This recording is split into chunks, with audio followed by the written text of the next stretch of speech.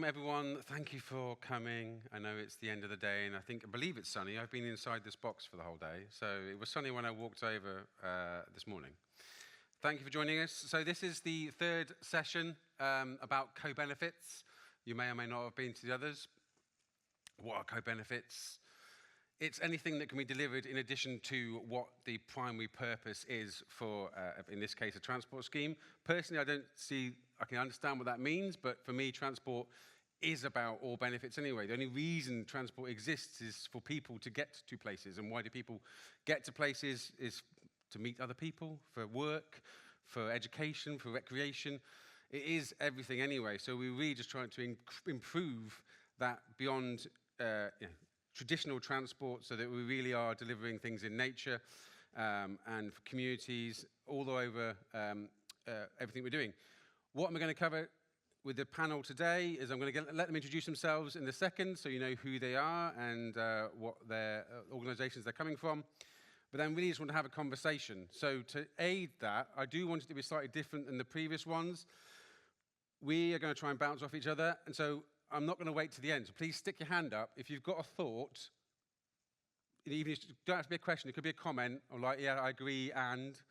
So please just build on something. Stick your hand up, and I'll try and come to you in the audience. I'll try and manage both at the same time to keep this a bit more, and the energy up at the end of the day.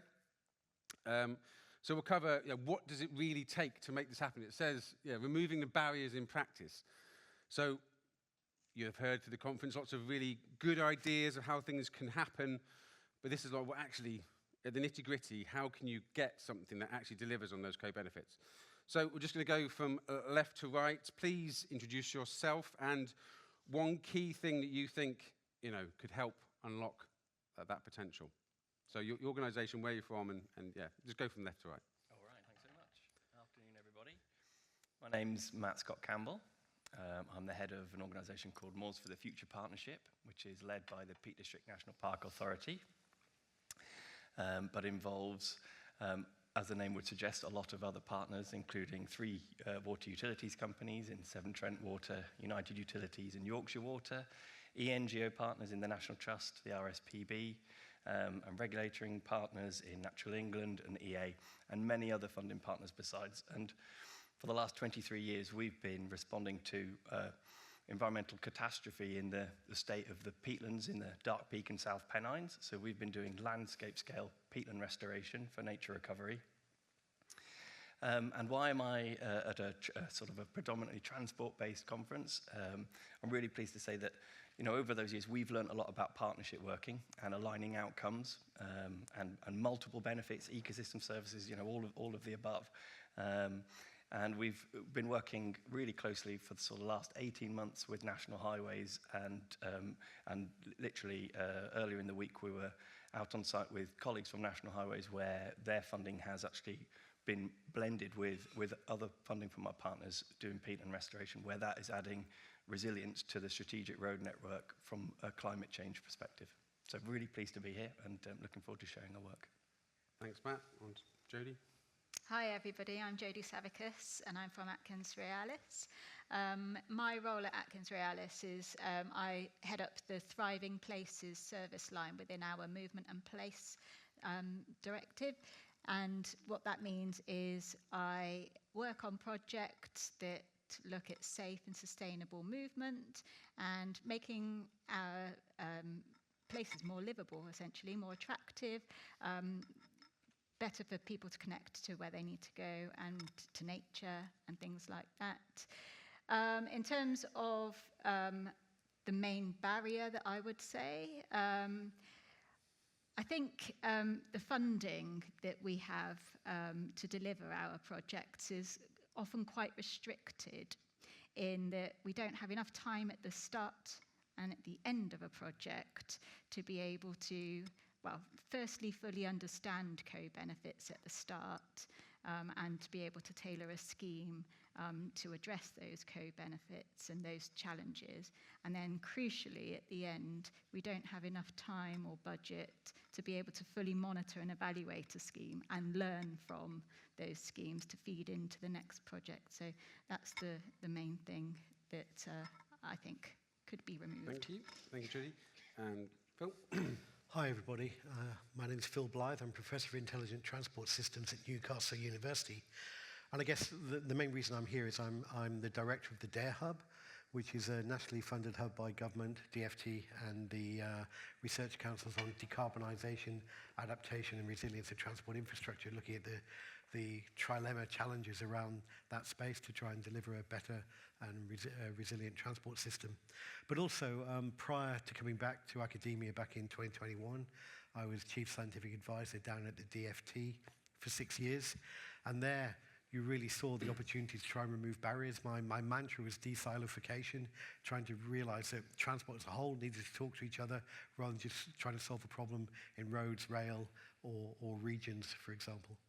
Thank you. So, I didn't introduce where I'm from, but it says up there, from Jacobs. I'm head of our sustainable infrastructure capability, and we support all things sustainability involved in embedding that into infrastructure, including things like this. So, desilification is a word I only learned from Phil at lunchtime when we were briefing about this. What would that actually look like in practice? Well, you unravel things from staying in their own little compartments and realize that there's a bigger benefit. The co-benefits of actually working together to look at transport as a system and all the impacts that transport have on the environment, on nature, on society, and the like, because that's not really done as well as it could be. As we know, if we can derive all the benefits from that, I think delivering the transport system, we can have much more impact and really make sure we think about the nature-based challenges as well. Why doesn't that happen at the moment? It's just the nature of government, I think, that it's a big, wieldy thing, and so it's easier to compartmentalise things rather than try and do things in a very integrated way. Yeah, I think kind of on top of the sort of framework and policy side of it, I would also sort of challenge all of us to think about, you know, what roles have you got in your organisation who it's within the remit of that role to think outside the box and to go out and see who else is doing what, and you know, and ask ourselves, you know, are we being really intentional about the way we convene opportunities for co-benefits, or are we kind of hoping that, you know, we'll blend them in, at some point? Because my experience of partnership working, I think that's the thing that I want to kind of say is the thing I think that's important, is that it's really complicated. Like, it's the most complicated thing, you know, to do. If you wanted to do something, you'd have to be, you know, crazy to say, actually, we'll do this in partnership, and unless we absolutely have to. And the thing about the environment is we absolutely do have to do it in partnership with one another and collaborate. And that, I think that just asks all of us to be really intentional about how we convene, you know, to avoid that silo thinking, which is completely natural. We're all delivering projects, we're all doing the things we're doing. And it's only when we look around that we find opportunities for doing it differently, and that's where all the co-benefits exist. Yeah, and I think we were talking over lunch about how the role of consultants to be master integrators, if you like, to be able to pull these various different partnerships together, and all the different disciplines together to deliver and really realise and communicate those co-benefits of schemes in ways, you know, that are more meaningful to people. Not just sort of the very high level socio-economic and environmental impacts, but really the day-to-day meaningful impacts that resonate with people. And I think we definitely need to do more of that. I think the question is, like, are we engaging the right people? So just a hand in the audience, hands up anyone who's not a consultant or works for a public body. Or two. Okay. So I'm just trying to demonstrate that maybe all the players aren't in the room. Community bodies, the third sector, the sort of community organisations that are the ones you're trying to benefit, we're not really necessarily getting them involved in these types of discussions. Has anyone got any comments on how we do that better, or is that a problem?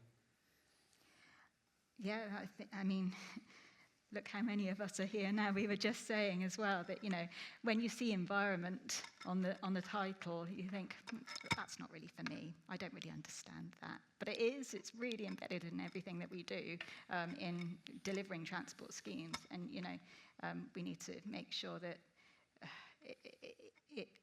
it's a default thing that we deliver and something that we consider throughout everything. It's not just an added-on aspect. It's really complicated, isn't it? Like land is in a crowded island where we demand a lot from our land. There's a lot of outcomes we need, from the limited space that we have. So to actually convene something that's place-based and is going to deliver multiple benefits, be that primarily around, let's say like a transport infrastructure type project, but with other benefits for those involved. It has to start with how the land is managed currently. Who are the stakeholders? Who are the farmers? Who's the landowner? Do they have tenants? Are there commons associations? All of those will need to be involved somehow. And actually, for it to work as a holistic collaboration that's going to have that longevity and get all of that benefit, everybody's outcomes need to be put in like a big mixing pot, and all the stakeholders have got to see their outcomes kind of well represented in what you design. How do you do that? I mean, do you have examples of bringing people together? Because obviously you work with lots of different people. Yeah, so in our context, we've got a large partnership, and we've always had a history of private and public funding in our makeup. We've always had water company funding, which we've used over many years to use as match. But that funding has been primarily around water quality and biodiversity, and the water companies themselves are large landowners. They have tenants, and those tenants have different rights, be they agricultural or other activities. And so, any kind of land change or land use change or anything that's going to affect the activity that stakeholders are already doing on there, you've got to bring them in so that everyone understands what it is you're proposing and what the outcomes may be for them in terms of, let's say, sustainable nature-friendly farming in the future, alongside carbon and water quality outcomes, alongside better infrastructure resilience. It's about What does that look like when you actually bring them together? Is it like bringing them physically into a room? Is it forums, official ways of working? How do you actually do that? Yeah, okay. I guess it's multifaceted in our context. So if I just focus on how we worked with National Highways for a minute, well, we read their environmental sustainability strategy and got our heads around it. Like, we intentionally got our heads around that and then asked to have a conversation. But if I need to speak to one of the land managers that is on a site that's relevant for the project we're proposing, we know them because we've worked within the region for sort of 20 odd years, but I'll go and have a conversation with them over a cup of tea around the farmhouse table and have to translate what we're talking about in terms of the outcomes that one of the partners may be looking for. What does that mean in terms of the farmer's outcomes, in terms of potential grazing, or might there be an ecosystem service payment as kind of a legacy thing around carbon or better water quality outcomes? And yeah, it's really complicated. These things are all really disparate, but I think that's kind of what I was saying about convening. And in our context, our partnership and my team and the team that I lead, we're in that convening space where our partners aren't necessarily always talking to one another because as I say, they can be disparate, but we're in the middle trying to understand what everybody wants and then bringing people together when we see there's good opportunities. But it takes time. I think one of the challenges with transport is it is so broad. It impacts on so much beyond just transport because it affects society, affects the economy, affects well-being and the like. And trying to get all the necessary parties in the room to actually understand where each other's coming from so they can make a better set of decisions is really, really important. Within the DARE Hub, one of our main functions is to be a convening group for bringing national and local government, stakeholders, industry, third sector together to try to understand what are the science and engineering challenges around decarbonisation and resilience, but what are the social and environmental and other impacts around that, and also trying to understand that there's some hard decisions to be made. When you look at the weather models and you see that the extremes of weather are going to become greater and hit more often, the impact on the transport system and thus on nature as well is going to be massive. So whereas, a couple of years ago there were cities in Poland evacuated due to rainstorms. If that happens once every 20 years, you'll probably cope with that, do a bit of mitigation, and carry on. But if those things are going to happen year on year on year, that batters the natural landscape, but it batters transport, and also means you've got to think differently about how do you build, how do you maintain, and how do you prioritize transport. We're talking about Snake Pass, for example, in Derbyshire, where you are, about the fact that Derbyshire can't afford to continually maintain that now due to all the impacts of extremes of weather. And some of the issues around that particular road are born, the issues are born in the wider landscape.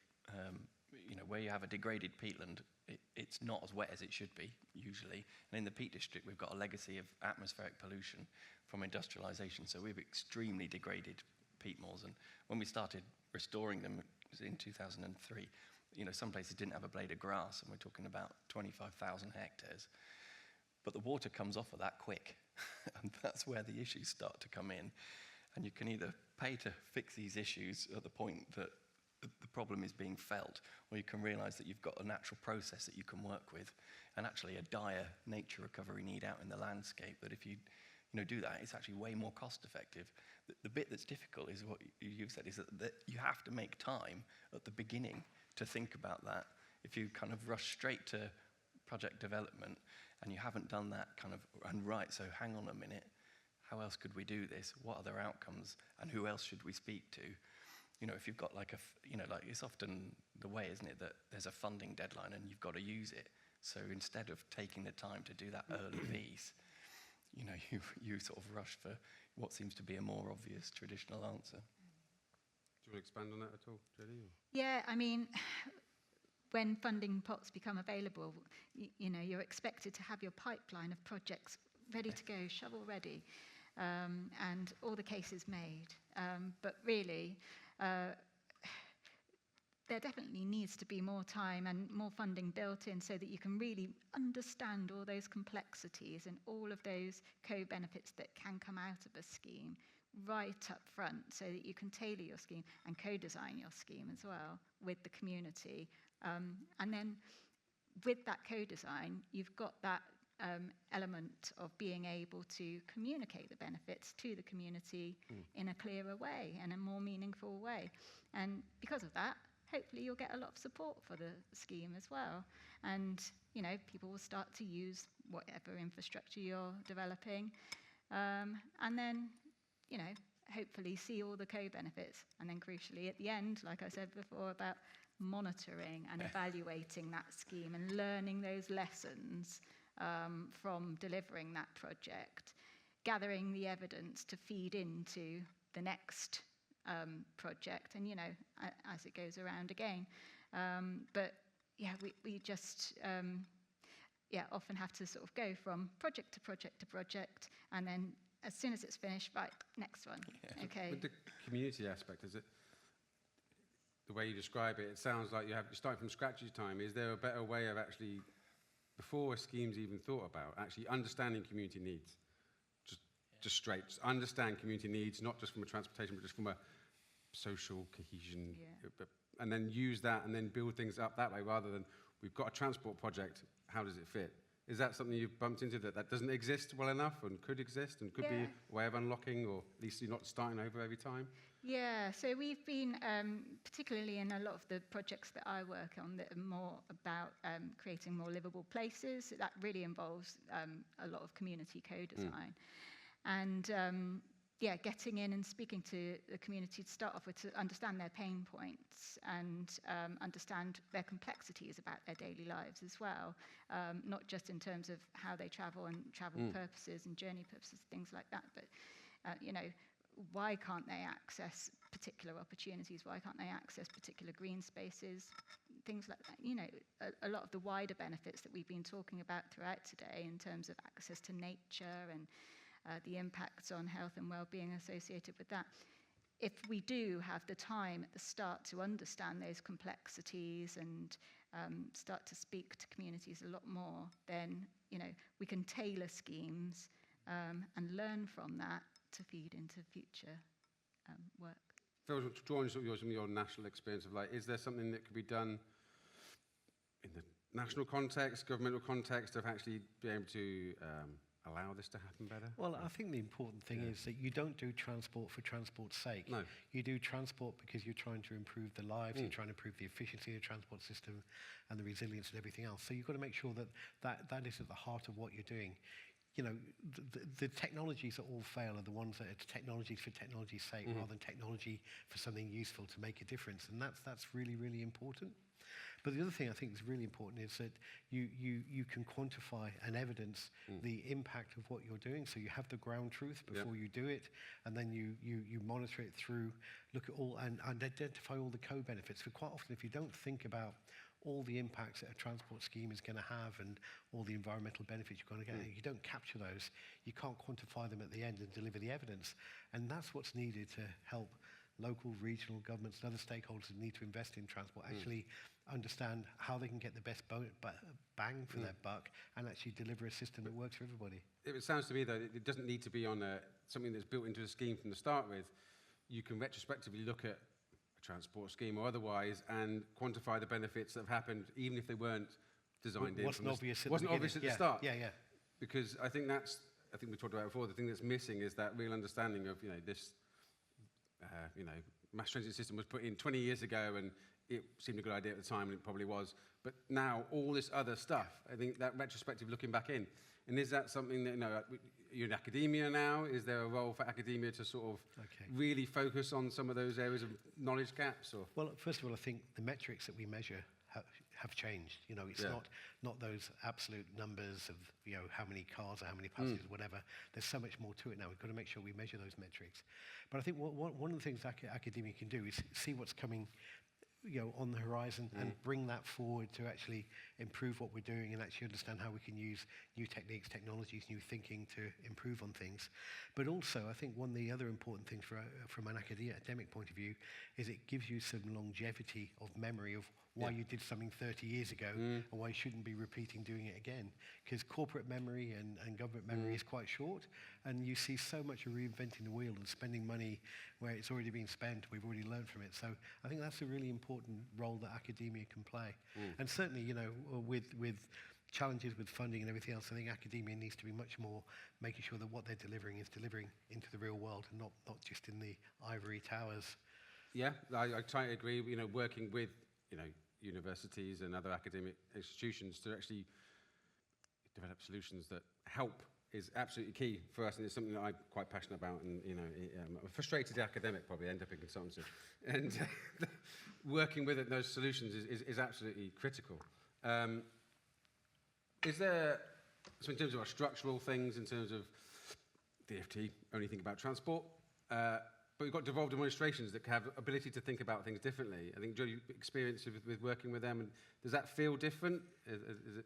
Yeah, absolutely. And luckily, I've been doing a lot of work with the West of England Combined Authority recently, and when we've been using the CRSTS funding, the unitary authorities that are part of that combined authority have to make the case to the combined authority for the funding, and as such, we've been able to make more qualitative cases for investment, particularly for schemes like a lot of the movement and placemaking schemes that I'm involved in, where we use more of a narrative to explain what the co-benefits are of a scheme that don't necessarily have an appraisal tool to be able to identify those benefits.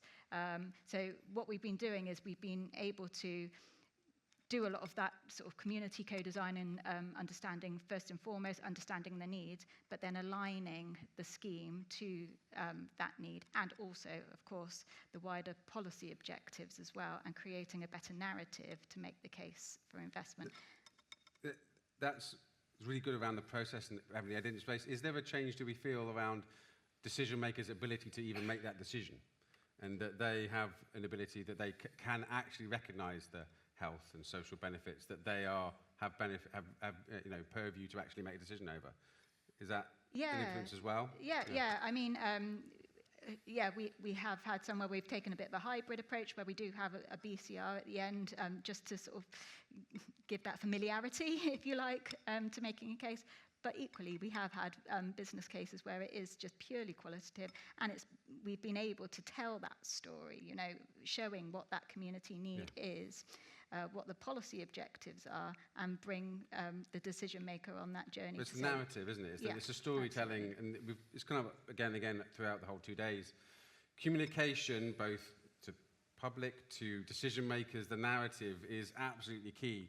And it's something we might not have time for this panel, but around, do we have the right skills within the industry? Are we leaning on should we be putting in more advertising, communication expertise? I'm a fan of Rory Sutherland, if anyone's ever watched the videos about him. Disruptive around how you can just think about things differently. I think, Matt, you wanted to talk about that at all? I was just going to say, kind of from the supply side of nature recovery type perspectives, we try and engage a lot actually with sort of local authorities and combined authorities within the area that we're working.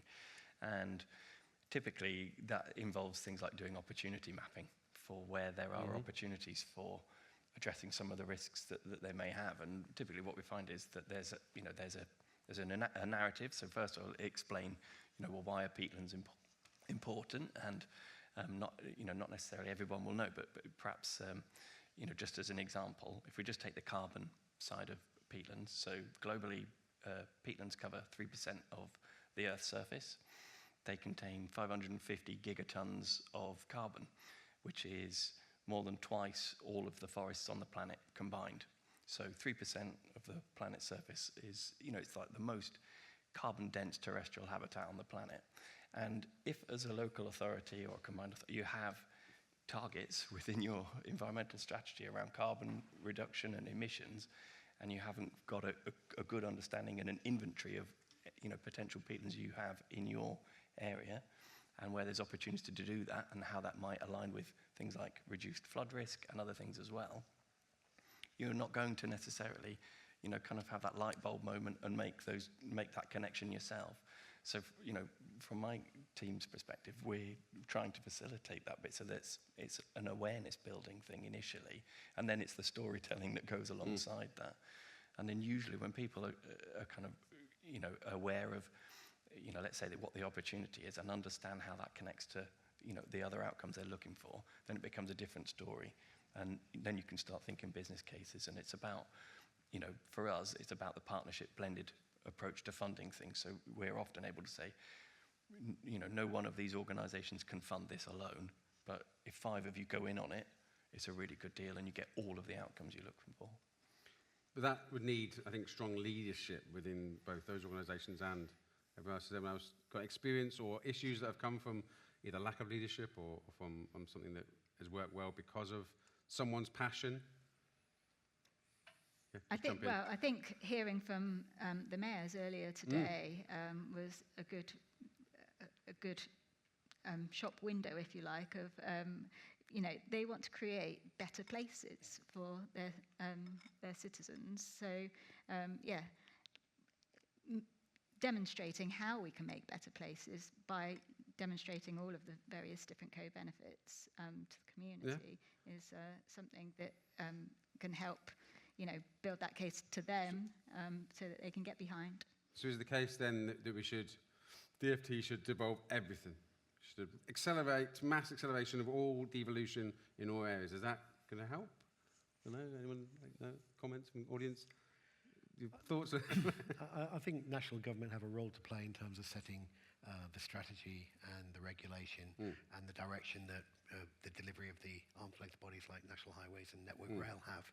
But I think there's a clear recognition that your local mayors or your local authority understand your local problems better, and they're best placed to work out how to deliver those to whatever standards and regulations are there. But, it seems daft that someone in London is telling you how to fix your problem in Whitley Bay, for example, where I live. Or Leeds, where I'm from. So there's a role for all of these bodies, but I think the devolution is bringing the solution closer to where the problem is, understanding the solution. Are there barriers at the moment then that exist, sort of various mayoral areas and things that devolved into Manchester are very sort of well developed, but they're still facing barriers of how that gets pulled back to Whitehall and gets pulled? Are there things that we could help that would remove that and really free up the ones that are already running? Is there something that could change? I think, overall, the mayoral authorities are just learning their place. Some have been around for a lot longer than others. Our own in the northeast is just 2 years old. West Mids and Manchester are much older than that. And they're all developing their understanding of what they can do. The biggest problem that all these authorities have, and national government as well, is having enough people with the right skills. What are the right skills? Well, I think the right skills are to actually see that bigger picture, have a little bit of a systems approach to things. You can see, I'm not just worried about this, but I can see what the impact here and here will be as well. But you've got to have the right people on board. And as you know, from a local authority point of view, they've been pared down to the bone. So there are very few people with the expertise to deliver on stuff. And that whole generation of skills needs to be regrown in many parts. I think this is, from a consultancy background, this is the thing I play out to consultancies is that we do have a lot of those skills, and so we're really trying to be those integrators, trying to lean into those areas with that bigger picture in mind, rather than just this particular project and win that and do that. But dare I say also, when you walk away from the local authority or the regional government, they've lost all their knowledge because it's gone with you guys. This is again why, personally, I will try and always leave that with them, but institutionally it's difficult sometimes. That where do you even leave that repository? Who are you trying to train as you go along? It's a challenge. Any thoughts? And try bringing the audience in soon. No? Any hands? Yeah, go on. Just, you know, to get a mic, you'll just speak up really loud if you want. Or just to add about the local authority aspect, I think it's really key that they've got the clear pathway that's kind of set out for people to follow, because it sounds like Jodie and Matt, from what you said, like the needs you've had to kind of eke out of the area that you're working in, rather than having that already sort of done, so that when the funding is there, the funding goes straight into the project, not the reason why the project exists in the first place. So, and then there's kind of like the wider difficulty with the international side of it. So from London or wherever the government will sit, and that then guidance of how that pathway can be integrated, because it sounds like from the discussions from the mayors earlier, a lot of them, sort of the local authorities, are quite new, but actually I think even a lot of them are still looking for guidance on actually how to develop the pathway. That's the key. And I think maybe a bit more guidance from London on how that pathway should be developed, so that it's standardised but is ever able to adapt to the local area. Seems like the right way to go. But thank you. Yeah. Any thoughts or response to that? Yeah, I think that's right. Actually, there's probably dozens of ways of doing it, and the right way is whatever works, right? And I think your point is right. There may be that government, local authorities, they may not have all the answers to it, but their role and the position that they sit in is that they have the oversight. So, for example, in our case, our partnership is led by the Peak District National Park Authority, which is actually celebrating its 75th anniversary this year as one of the UK's first national parks. But it's got that long institutional oversight about the land, and it probably will always be where that knowledge is held, but it doesn't necessarily then have all the answers about mechanistically how to pull things together. And I think there's, the moment that we're at now is kind of a threshold, isn't it, where hopefully, environmental co-benefits and all of the other co-benefits are baked in from this point forward. I think we might need a few more people in the room next time we do this conference to kind of get that landed. But the way that I think that happens is through kind of knowledge exchange. We're all going to be trying different things, and some things aren't going to work. There's going to be brick walls, and if we can just help each other not fall in the same hole or get the same dead end or something that's worked, just share that and just say, look, as a kind of overall template, this will work, but you're going to have to work these specific things to do with either the profile of the site, the different stakeholders, etc. Thank you. Any other thoughts? Yeah, I mean, it used to be, didn't it, that you couldn't get your funding unless you had a local transport plan, and you know, every local authority understood what a local transport plan was, what it looked like, and yeah, that was sort of the statutory national thing that you had to have. But now with devolved governments, you know, each combined authority or local area is developing their own vision and how that's playing out. So yeah, it's definitely changing the landscapes, and everyone's sort of trying to find their feet of, you know, how do we do it? What's our role? You know? Yeah. Because everyone. Yeah. Yeah. Yeah. But it brings up the point around the vision and objectives for a scheme, or what you're trying to do is, in my experience of, you know, we can kick tag or you like the transport appraisal guidance and Green Book, it could be better, but in my experience, the strongest thing that influences the outcome of any appraisal is the question you set. So what objective are you setting for a transport scheme, or any scheme, fundamentally directs where you're going. So any thoughts on, like, I personally think, yeah, I'd love to improve Green Book and everything else, but I don't think you need to. I think the system works well enough if you ask the right question, because then it's just a process. But if you ask a question that's so narrow that a road is generally only going to be the answer, if you broaden that out to wider social benefits as the question, it allows different things to be appraised. Any thoughts on it? I agree with You you. agree, but yeah. I agree with you. Like, yeah. Any other observations on that? I don't know. It's just one thing that frustrates me, is that we focus so much on, you know, we want to quantify this and want to value this and to put a monetary value to them. Yes, great. I get the science behind that. And it will help convince some. But ultimately, it doesn't matter what that is if the wrong question goes in. And I think it's about who is setting those questions. That what is the objective? And it shouldn't be DOT, it should be someone local, or what isn't, it shouldn't be transport, it should be health. So what would health want, and how do you combine that? Any thoughts on how do you get better exam questions into the process? I think one thing government has done is recognise where they're going beyond the bounds of a particular department. They set up joint groups with other departments. So you, Department for Transport and DEFRA, they have the Joint Air Quality Unit, because air quality and the challenges about exceedances of nitrogen dioxide is a DEFRA challenge. It's the DEFRA Secretary of State that goes to jail, not the transport one, for example. But so you need to work together. I think more of that joining up is really, really important. And everybody's trying to do the best that they can and deliver the best that they can, but they are stuck within the bounds of their departmental boundaries. So I think that's really, really important.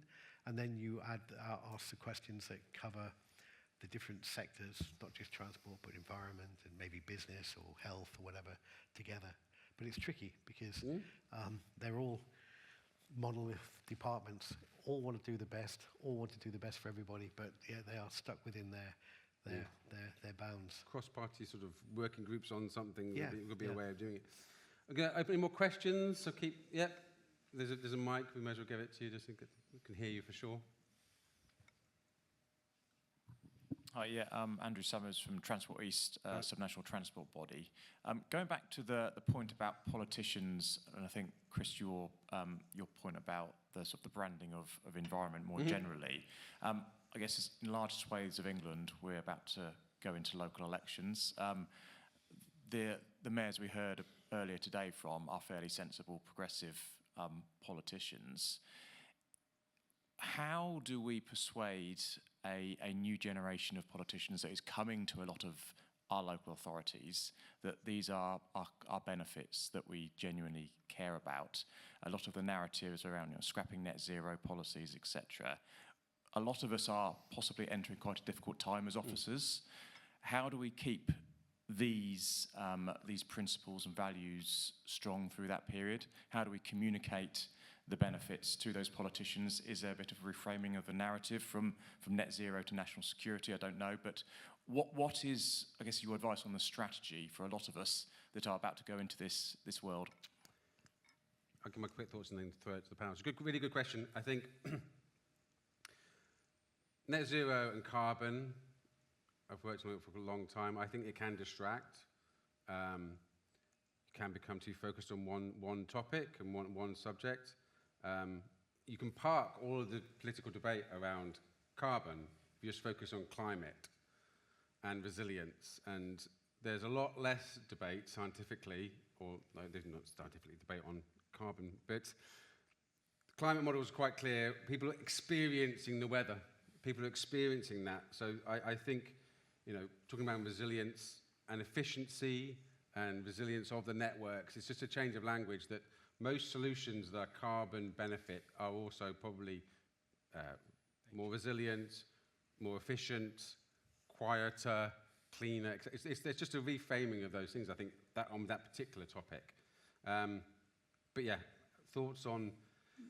I completely agree. It's all about reframing the messaging to resonate with people on a day-to-day basis. So even climate change is a very nebulous topic that, people on the street don't necessarily, well, what does that mean in the impact of my life? Okay, well, would you prefer to be able to walk somewhere, when we've got increasingly warm summers, and have some nice shading as you're walking along? Would you like to be able to walk along a street that doesn't have puddles all over the place?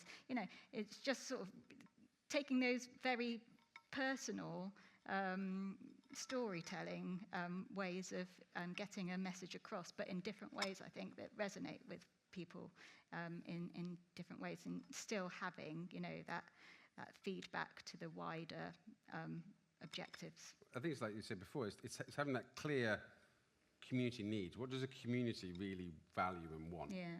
And knowing that, politicians should respond to what voters are saying that they want.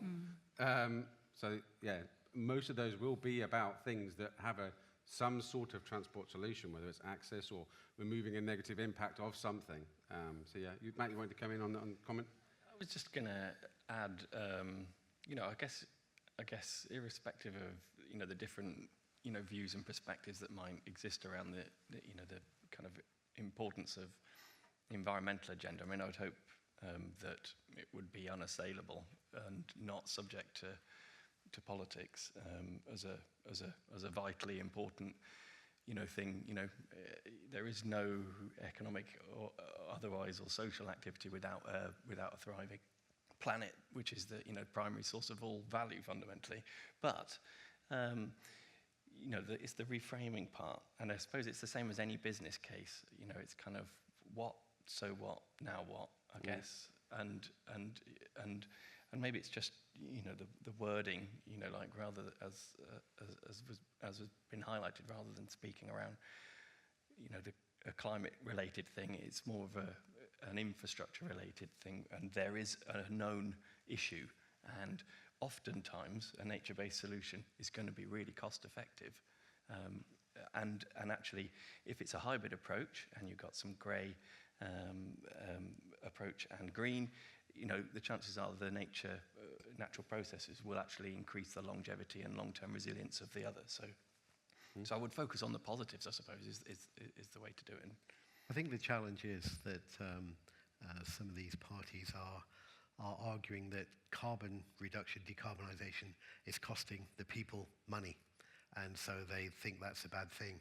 And unless we can get the narrative right to explain why we're doing that, it's a real challenge. And a significant proportion of the population understand that, but there's a significant proportion think about how do I make ends meet.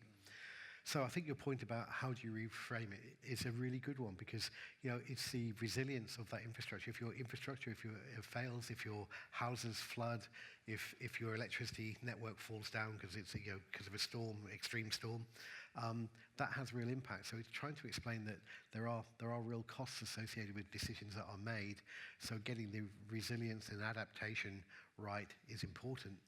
We know we have to decarbonise, but I think politics may move away from that a bit. And I think one of the challenges, I was still at the DFT just as we had COP26 in Glasgow, and I had a big argument with my Secretary of State at the time, because at the end of COP26, all the politicians slapped themselves on the back and says, we can solve all the problems, we know how to do it, technology will solve everything, and it'll almost be business as usual.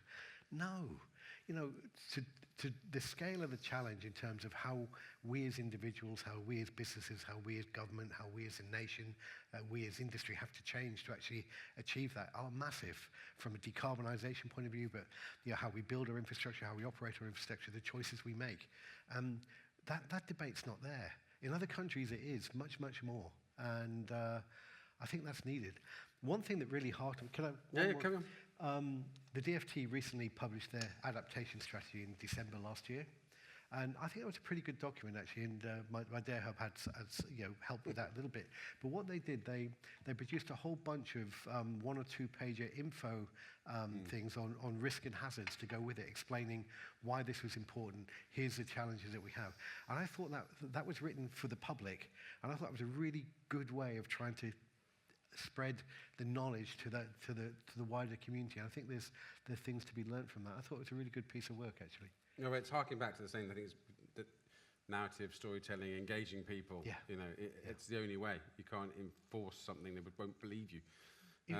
If you go to many other European countries, for example, there's a lot more political debates and discussions. We shove ours into question time at 10:30 at night when everybody's gone to bed. Yeah. So no one actually gets involved in those discussions. They need to be at different times of day where people can really understand what's going on. There were some studies done when they had things like question time on at 7 o'clock in the evening before the general elections.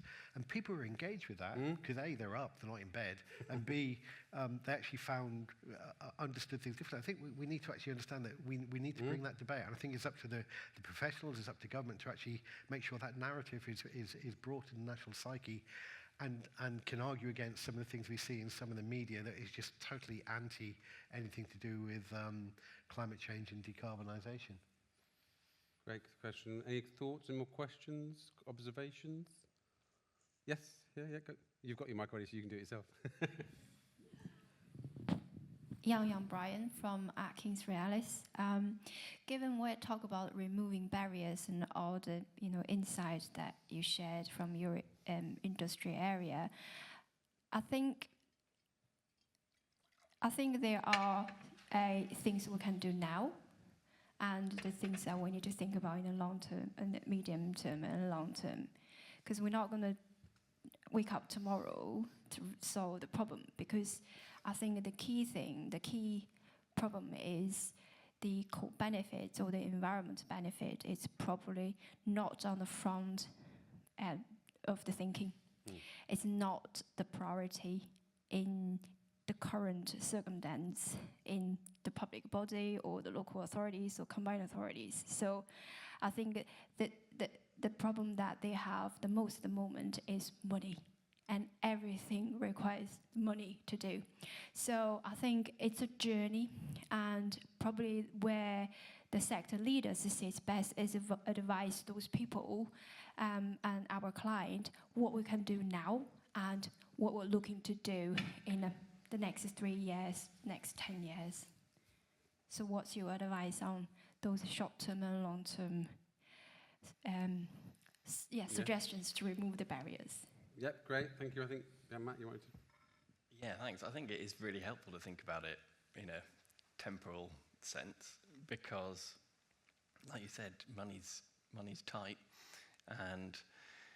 and there's loads of barriers. There's probably too many to sort of go naming them, but there's loads of mechanistic barriers. There's all sorts of barriers out there, and I think my suggestion is don't worry about those.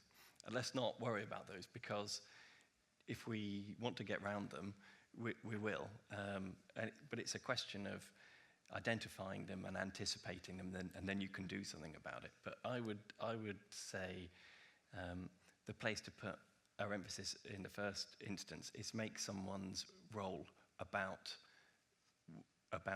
this agenda. So, organisations that are looking to collaborate for co-benefits and are looking to work with a partnership-focused approach to achieving those, if you haven't got somebody in your team whose sole focus is to think about building collaboration and doing that, looking over the fence and joining the dots, that's the first place to do it, because I think just by simply making that someone's responsibility will mean they will start creating something.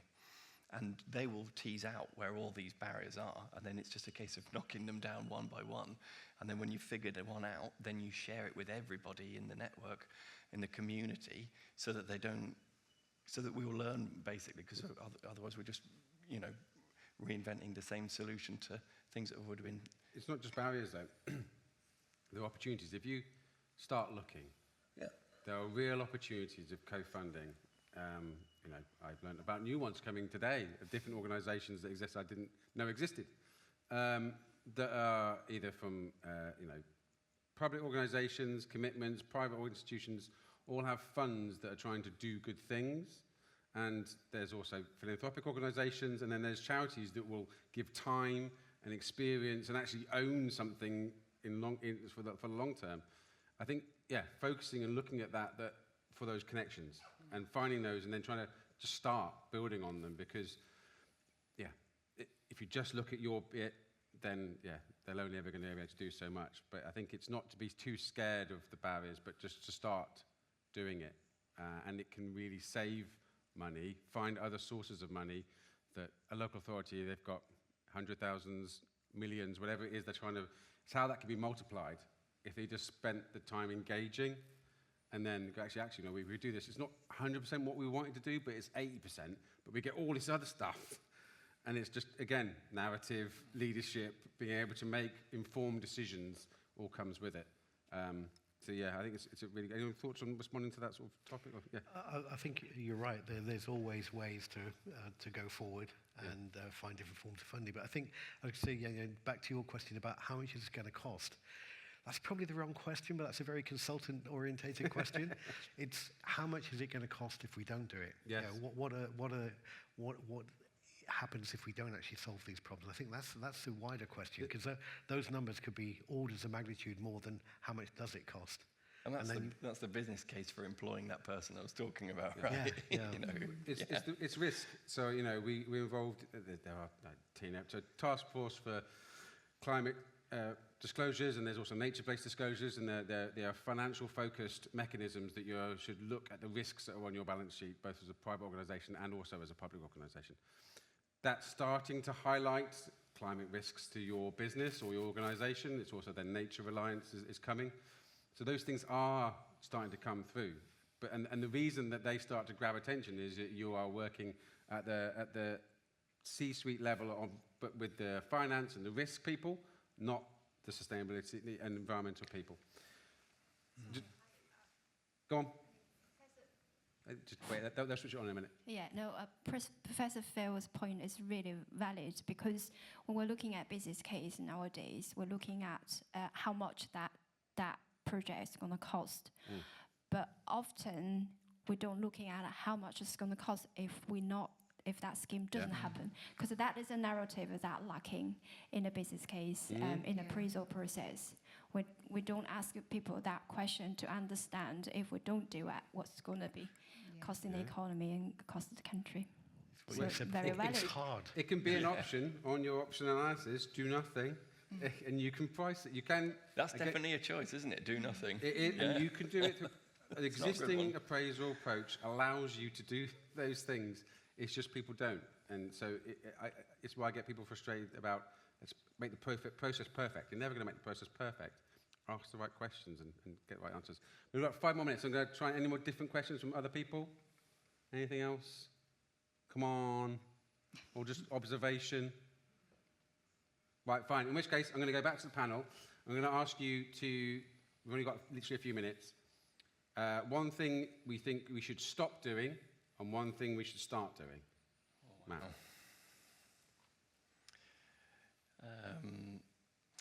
The thing we should stop doing is, I think, worrying about barriers.